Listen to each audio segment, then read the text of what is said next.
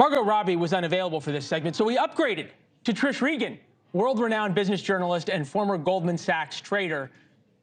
Okay, there we go. I thought that would get a Robbie fan. I thought that would get a smile out of you. You weren't up when I said it.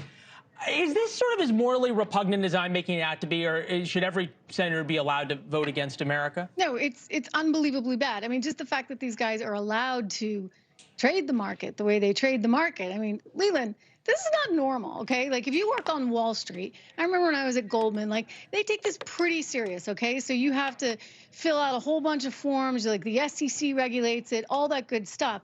But in this case, somehow, you're a member of Congress, you are privy to details that Leland, let's be honest, like the rest of us just aren't privy to, right? Like, you're part of those committees, you know what's happening within the sector. I mean, this is information that, by the way, traders want to get. Why do you think they care about political news? I mean, it's interesting and everything, right? But they want to know what policies are in the works because that's going to affect the stock prices. So this guy's out there, U.S. Senator, not only is he trading, but he's shorting. I mean, and shorting, by the way, is, you know, the movie is very glamorous, but it's actually kind of complicated stuff. I don't know how you have time to sit around and do some options trading if you're supposed to be a U.S. Senator. Thank you very much. Yeah, that's what I can't understand is the time component of this, right? So lawmakers outperforming the S&P 500. The S&P 500 is the broader market, and I think to outperform the S&P 500, that's what Warren Buffett does. It's a big deal.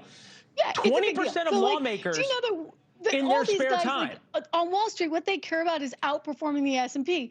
So forget about going and getting an asset manager. Just like mimic these senators' portfolios, and hey, you know, you'll be A-okay. Listen, it's just wrong. And the fact that it's not been regulated more, well, let's be honest, Leland, they're in charge of the regulation. Do you think they want to regulate themselves? No. They're happy to regulate everybody else. And they get to do exactly what, I mean, Nancy Pelosi is another good example. Her husband, he was in this business and he was making a lot of money on a lot of trades that, you know, honestly, like, it's just not right? There should be more of a Chinese wall, shall we say, between what you're doing in your personal life and what you're doing at work.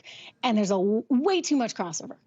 It's interesting. We had a guy on, a young guy, 24 years old, who invented a way to mimic the portfolios of Nancy Pelosi's up 50% and others. What I think is interesting, and probably what's so telling, right, is that there were bills that were offered, one bipartisan bill, I think it was Josh Hawley and AOC or something, in order to say you can't trade as a member of Congress, and the bill died before it even got to the floor. It tells you how valuable this is to them. You got the last 20 seconds. Yeah, no, it's out of control. It needs to get fixed. It makes me very mad, but it's so, I think, much an example of just the way things are run in Washington. Yeah, well, 64 square miles surrounded by reality. Trish, it's good to see you. Far better than Margot Robbie. We clearly upgraded.